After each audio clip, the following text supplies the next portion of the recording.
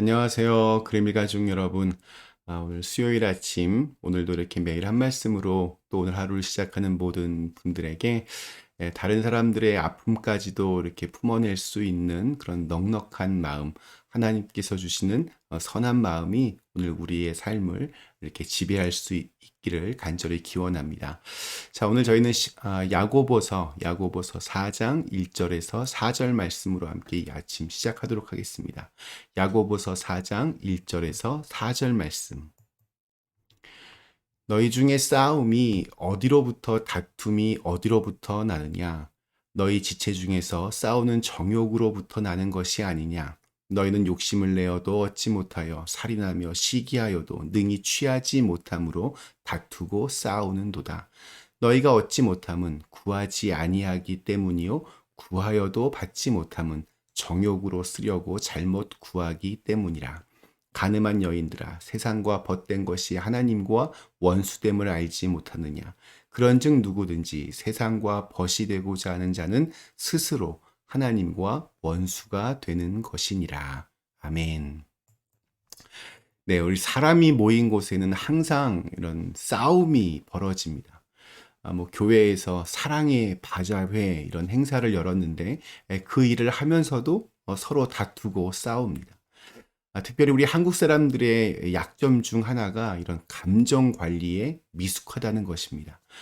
갈등을 이렇게 적절하게 잘 처리하는 법을 배우지 못해서 작은 갈등이 큰 싸움으로 번질 때가 많이 있습니다. 요즘 소통이라고 하는 말이 대세인데 소통은 정확하게 듣고 또 정확하게 말하는 것이 기본입니다. 그런데 이것이 우리 이민 사회에서는 생각만큼 쉽지가 않습니다. 말꼬리를 잡는 싸움이 굉장히 빈번합니다. 예를 들어서 아내가 심하게 아픕니다. 남편이 약국에서 약을 사왔습니다. 안타까운 마음으로 약을 주면서 약 먹어야 낫지 안 먹으면 당신 큰일 나 잘못하면 죽어 라고 하면 아내는 앞에 말은 안 듣고 끝말인 죽어 이 소리만 들립니다. 그래? 내가 죽었으면 좋겠어? 그걸 원해? 소리를 칩니다. 그러면 남편은 아니 내가 언제 죽으라고 그랬어. 소리 지르는 거 보니 이제 살만한가 보네. 먹기 싫으면 먹지 마 하고 애써 사온 그 약을 쓰레기통에 버립니다. 아내를 위해서 약을 주려는 그런 좋은 마음에서 출발을 했는데 이상하게 소통이 잘 안 돼서 부부싸움으로 그렇게 끝을 맺었습니다. 자, 오늘 읽은 말씀은 이렇게 갈등과 싸움에 관한 이야기입니다. 당시 교회 안에서도 이런 다툼이 자주 일어났던 것 같습니다.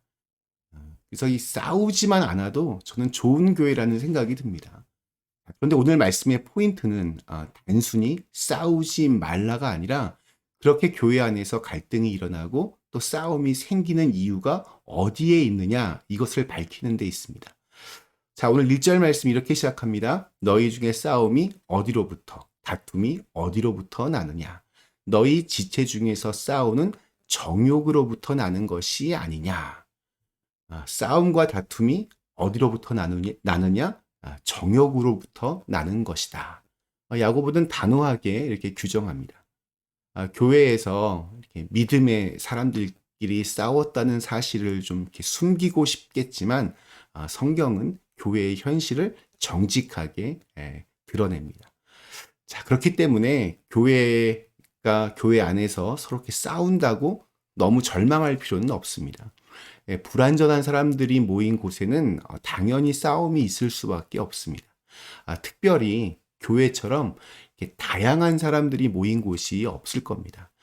다른 집단과 또 공동체는 뭐 비슷한 연령, 비슷한 취미, 뭐 비슷한 어떤 정치적인 성향을 가진 사람들이 이렇게 모이지만 교회는 이게 너무나도 다양합니다.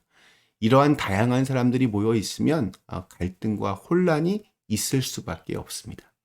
자, 그러나 중요한 것은 그 혼란을 주님의 마음으로 이렇게 조율해 나가며 점점 이렇게 평화를 만들어 가는 것입니다.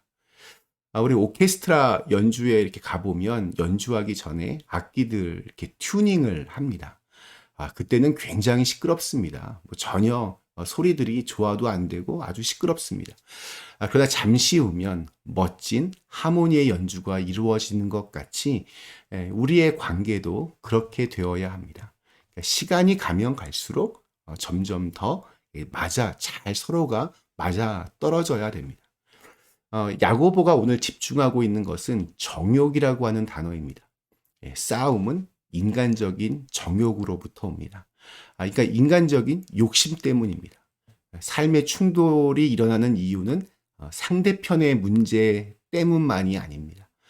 상대방의 문제가 있을 수도 있지만 싸움의 가장 첫 번째 그 원인은 나의 정욕 때문입니다. 내 삶 속에서 뭐 가정에서든지 교회에서든지 아니면 뭐 직장에서든지 자꾸 이렇게 내 주위에 싸움이 일어난다면 이게 뭐 일의 성격상 어쩔 수 없는 일이야 뭐 이렇게 한다거나 아니면 상대방 탓을 하기보다는 근원적인 문제가 나에게 있는 것은 아닐까 돌아볼 수 있어야 됩니다. 인생을 험하게 사는 이유는 욕심 때문입니다. 욕망이 강하면 강할수록 이기적이고 자기중심적이 됩니다. 내가 원하는 것을 반드시 내 손에 쥐어야 합니다. 그리고 다른 사람을 내 마음에 맞게 조정하고 또 통제하려고 합니다. 처음에는 대화로 잘 시작해서 마지막은 싸움으로 끝나는 이유는 상대가 내 마음대로 되지 않기 때문입니다. 야고보가 말하는 싸움의 중요한 원인은 내 안에 있는 욕심 때문이다라는 겁니다.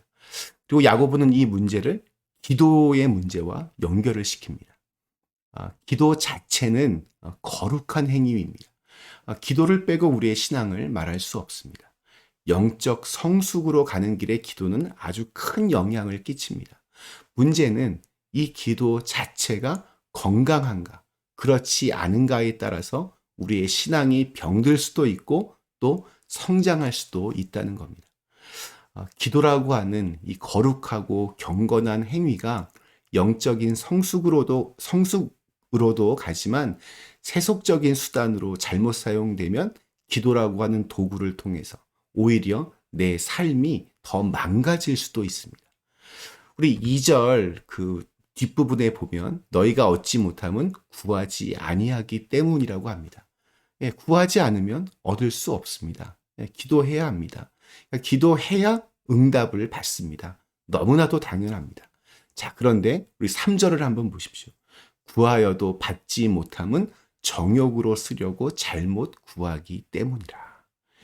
매우 중요한 대목입니다. 잘못된 기도가 있습니다. 열심은 열심인데 잘못된 열심이 있습니다. 우리가 영적으로 깨어있지 않으면 내 안에 있는 그 정욕을 분별해내기가 어렵습니다. 하나님은 우리의 기도 안에 있는 어떤 여러 종류의 불순물들을 이렇게 걷어내기를 원하십니다.